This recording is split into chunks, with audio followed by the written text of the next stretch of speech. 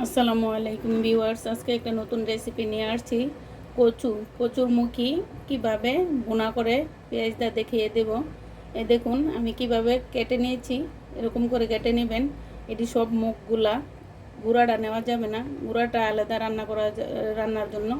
আর এটি গুঁড়াটি আমি নিয়েছি একদম কচি জায়গাটা, এটি আমি এইভাবে ধুয়ে কুটে নিয়েছি। এখন আমি সিদ্ধ করার জন্য দেখুন কি প্রস্তুতি কীভাবে একটা দেখাচ্ছি। সবাই কই কচু গলায় ধরে, আমি রান্না করলে এভাবে কচু গলায় ধরবে না। এখন আমি 4-5টা লেবু পাতা দিয়ে দিচ্ছি।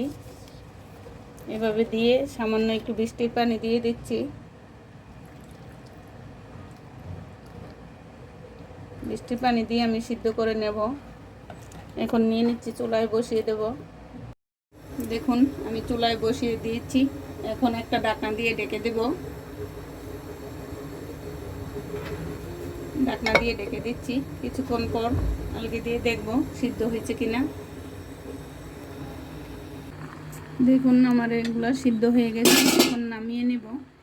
কীভাবে বুঝবেন? এভাবে গায়ে দিয়ে দেখবেন যে সিদ্ধ হয়েছে কিনা। একদম সিদ্ধ হয়ে গেছে। এখন আমি নামিয়ে নিচ্ছি। এরকম একটা জাহির মধ্যে ঢেলে নেবেন। এখন ঠান্ডা হয়ে গেলে আমি ভুনা করে নেব। হ্যাঁ দেখুন এখন ঠান্ডা হয়ে গেছে। আমি মশলা মাখিয়ে নিচ্ছি, সামান্য একটু লবণ মেখে নিচ্ছি, তারপর হলুদ মেখে নিচ্ছি। এমন পরিমাণ মতো হলুদ গুঁড়া দিয়ে দিবেন, দিয়ে মাখিয়ে নেবেন ভালো করে। তবে জাকিয়ে জাকিয়ে মাখিয়ে নেবেন।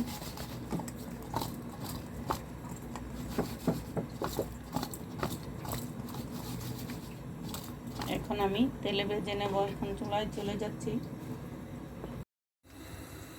দেখুন আমি একটা কড়িয়ে বসিয়ে নিয়েছি। এখন পরিমাণ মতো তেল দিয়ে দিচ্ছি।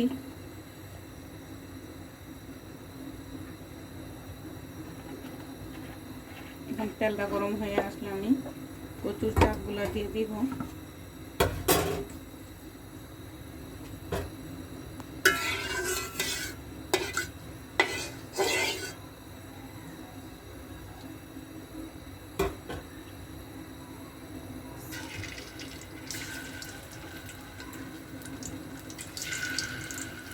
এইভাবে এক এক করে সবগুলো দিয়ে দিচ্ছি।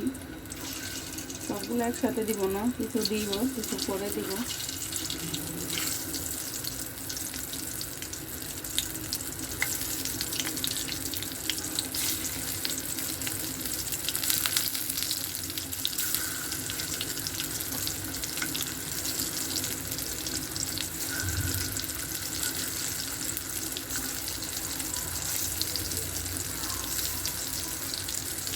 এখন এগুলো মাছের মতন ভাজি করে নেব, হালকা লাল লাল করে ভেজে নেব।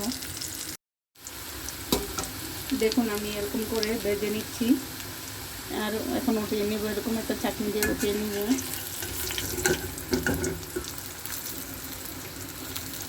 দিয়ে ভালো করে উঠাতে হবে।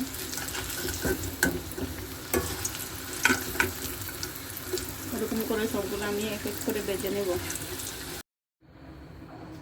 হ্যাঁ দেখুন আমি তেল দিয়ে দিচ্ছি, যে ভাজা তেলটা এটার মধ্যে দিয়ে দিচ্ছি। এখন আমি এই তেলটার মধ্যে দিয়ে দিচ্ছি পেঁয়াজগুলো। 1 বাটি পেঁয়াজ কুচি করে নিয়েছি। এরকম 1 বাটি পেঁয়াজ দিতে হবে।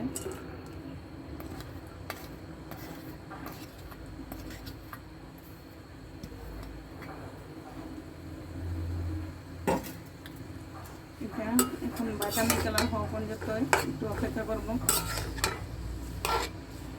হালকা একটু ভেজে নেব, হালকা হালকা কালার করে নেব। দেখুন না হালকা বাদামি কালার হয়ে গেছে। এরপর আমি দিয়ে দিচ্ছি একটা মেথি। আপনারা চাইলে দিতেও পারেন, নাও দিতে পারেন, যারা পছন্দ না করেন দিবেন না। মেথি দিয়ে দিচ্ছি।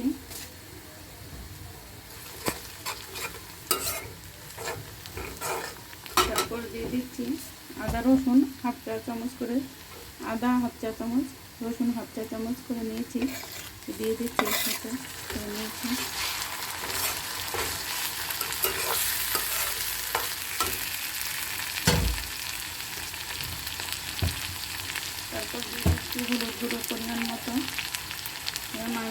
আগে আমি হলুদের গুঁড়া দিয়ে এটা হাফ অল্প দিয়ে দিচ্ছি, দিয়ে মিশিয়ে নিচ্ছি।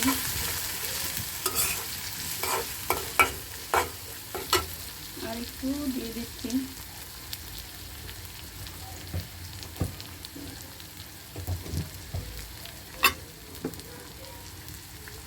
তারপরে দিয়ে দিচ্ছি জিরার গুঁড়ো,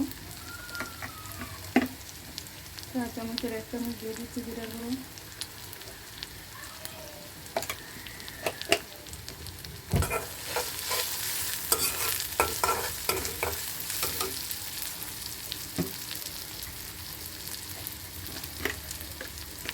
হাফ চামচ মরিচ গুঁড়ো দিয়ে দিচ্ছি, কারণ এটা খাওয়ার সময় শুকনো মরিচ আমি বাজি করে রেখেছি। শুকনো মরিচটা এটা অনেক টেস্ট, তার জন্য শুকনো মরিচ দিয়ে খাওয়ার সময়।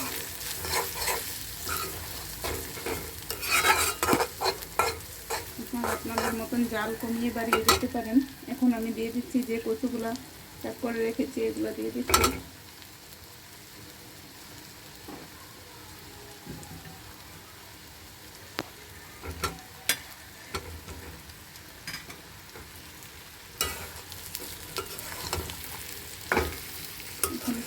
ভালো করে মিশিয়ে নিচ্ছি। তারপর একটু সামান্য একটু পানি দিয়ে কষিয়ে নেব। একদম একদম সামান্য একটু পানি, দেখুন কতটুকু দিচ্ছি, এতটুকু। আর দেখুন ঢাকনা দিয়ে ডেকে দিচ্ছি, বেশিক্ষণ পর ফিরে আসছি।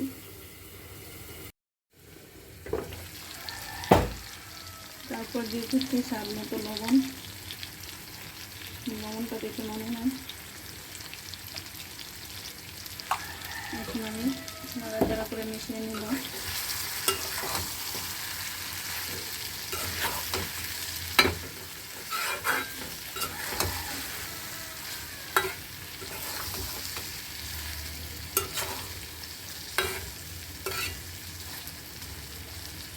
তারপর দিয়ে দিচ্ছি ধনিয়া পাতা। ভাজি ভুনাটা হয়ে গেছে, তার জন্য দিয়ে দিচ্ছি। বেশিক্ষণ লাগে না রান্না করতে, একদম অল্প সময় হয়ে যায়। ধনিয়া পাতা দিয়ে আবার নাড়াচাড়া করে মিশিয়ে নিচ্ছি।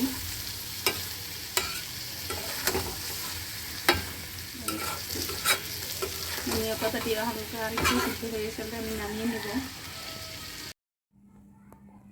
এখন দেখুন আমি নামিয়ে নিয়ে আসছি ধনিয়া পাতা দিয়েই। আর আমি যেভাবে ভিডিওটা দেখিয়েছি এভাবে ট্রাই করবেন, বাসায় ট্রাই করে জানাবেন কীরকম হয়েছে। আর আমার নতুন নতুন ভিডিও পেতে আমার চ্যানেলটাকে সাবস্ক্রাইব করে নেবেন। ভালো থাকবেন, আল্লাহ হাফেজ।